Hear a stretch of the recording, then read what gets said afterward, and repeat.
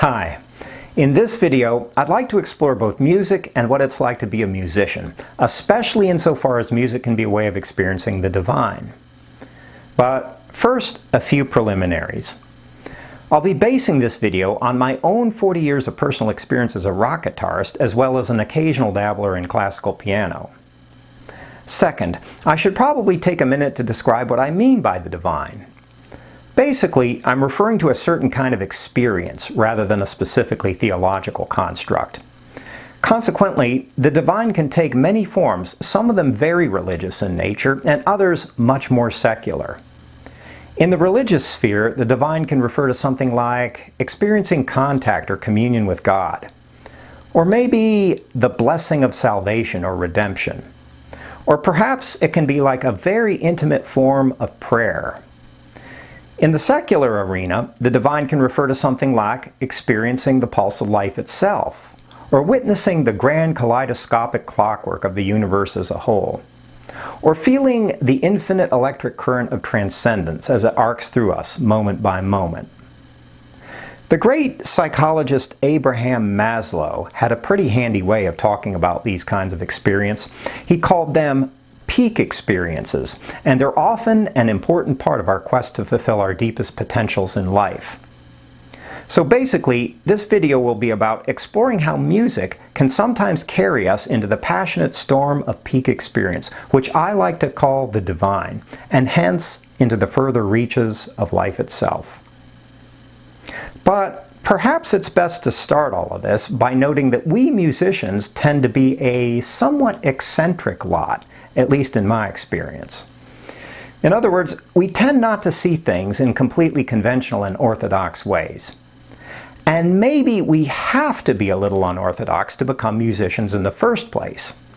After all, when you think about it, becoming a musician is already a pretty crazy, nonsensical thing to do, especially when you consider all of the thousands of hours of sweat and study and practice, and then more and more and more practice it takes for a payoff that's completely uncertain and indeterminate.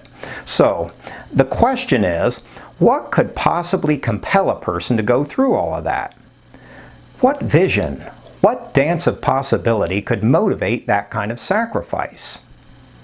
Well, for it to make any kind of sense, I think that we have to be completely captivated, almost to the point of madness, by the beauty and the emotional power of music. In other words, music has to become a matter of passion for us, something like a felt necessity of life, like hunger and thirst, so much so that we can no longer be content with just listening to music, but must feel it passing through our bodies like our breath, coursing through our hands and our voices, permeating every hidden recess of our being. In my view, the possibility of experiencing music that way is the only thing that could possibly make sense of the absurd amount of dedication and sacrifice it requires. In the Ion, Plato speaks about the aesthetic creative dimension of artistic expression, and especially poetry, in terms of what he calls divine madness.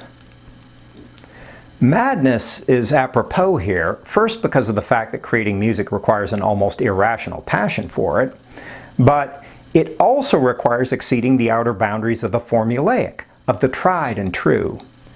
It requires the courage to step into unfamiliar worlds and to sojourn at length in unknown lands, rather than simply staying safe and warm in our comfort zones.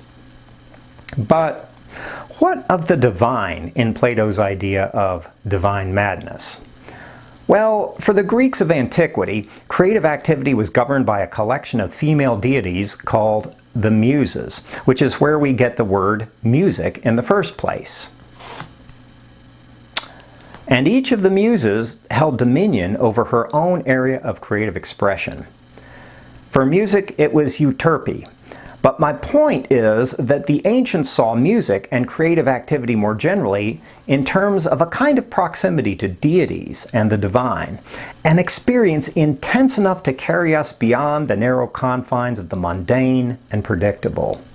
And this is my principal thesis in this video, the idea that even in our modern, relatively desacralized world, we musicians, we who would cast our souls so capriciously into the infinite sky, are still secretly in love with the divine, with the sensation of the transcendent, and that is still our primary motivation and direction.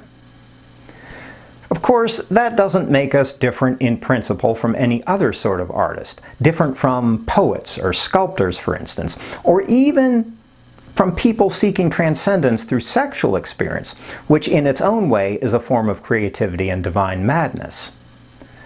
The German Romantic poet Rainer Maria Rilke once wrote, "The artist's experience lies so unbelievably close to the sexual, to its pain and its pleasure, that the two phenomena are really just different forms of one and the same longing and bliss." And I suspect that this also explains why great musicians and artists are so frequently the object of people's sexual desire. Of course, part of that phenomenon has to do with the fact that talent makes almost anyone seem more sexually attractive. And at the same time, artists' passions are more obvious than average. And there's also a sexual allure in how artists are usually strong enough in themselves to flout the orthodoxies that define everyone else's lives. However, at the deepest levels, it's probably because both creativity and sexuality ultimately pour forth from the same wellspring, ultimately from the same yearning for the divine. And this longing, this burning thirst for transcendence, eventually draws those of us who would pursue an artistic life toward becoming ardent in our being. It beckons us toward fire and flame, toward conflagration, toward allowing ourselves to be consumed and consummated in the deep volcanic furnace of life itself. And there are very few things in this world that are sexier than that. But the thing about becoming an ardent, passionate being, one whose life gains force in relation to the infinite, is that it's not something that typically happens according to the regimented logic of the selves we usually think we are. In essence, to become a musician or artist requires a different kind of self, one that's porous enough and diaphanous enough to sense the hidden intimations of the divine in our everyday world. However, becoming an ardent musician also requires a self that's paradoxically strong enough to be able to surrender itself, especially so that we can allow the music to take over as we play it, so that we can surrender ourselves to the music's overarching power and direction, and allow it to play us, in a sense. So rather than the kind of dictatorial self that's oriented toward the world mostly in terms of desires and volitional commands, the self of musicianship is about continually dissolving in the teeming ocean of time and space that surrounds us. In this sense, the self of musicianship isn't really a self at all, at least not in any conventional way. So perhaps it would be more accurate to speak of it as a non-self, as described within Buddhist practice. For instance, the Zen Buddhist Shunryu Suzuki writes, "You must be true to your own way until at last you actually come to the point where you see that it is necessary to forget all about yourself." Which is not a bad description of what it's like to learn to play a piece of music really, really well. Similarly, within the description of shamanism given to us by Carlos Castaneda, we find the idea that self-importance is our greatest enemy. And indeed, another perspective on all of this would be to say that music draws us toward a shamanic sensibility. To be a shaman is, among other things, to walk between worlds, most obviously the miraculous, magical world, and the mundane, practical world. Or perhaps it would be more accurate to say that the practical world reveals its magic, and at the same time, the magical world reveals its practicality. But in any case, the same basic thing happens in music. Music, of course, involves many pragmatic skills. Knowing about how keys and chords and time signatures work, for instance. However, to become a musician, one must also be able to pass beyond all of that and to develop an emotional and even spiritual relation to music. Because without inhabiting that more miraculous, more magical dimension, our music can only be a hollow facsimile, a technical exercise devoid of soul and a sense of spiritual transport. And finally, let's talk a little bit about the musician's relation to his or her audience. In shamanic practice, there are two primary ways of relating to other people. One has to do with healing, with bringing us up to par. And the other has to do with transcendence, with raising us above and beyond par. And so it is with music. In both cases, the shaman serves as a vehicle for the magical element of life. That is, the shaman allows the world's magical forces, which are far greater than the shaman himself, to pass through him and to have positive effect on others. Similarly, I would say that we musicians serve as intermediaries for the miraculous, as adepts in practical thaumaturgy, as interpreters of the divine for the benefit of the world. However, the inescapable reality is that we musicians are ourselves already thoroughly suffused with the divine, as are our audiences.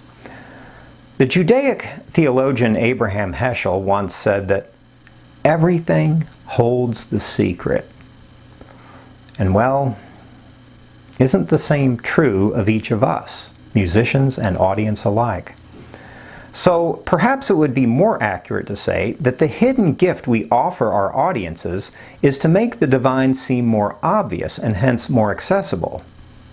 In reality, performing music is an act of consecration disguised as entertainment. So, at the end of the day, it turns out that both musicians and our audiences are both pursuing the same thing. The music of the spheres, as the ancients put it, musica universalis. And the muses we court are bearers of that, shepherds and indicators of the fugitive holy.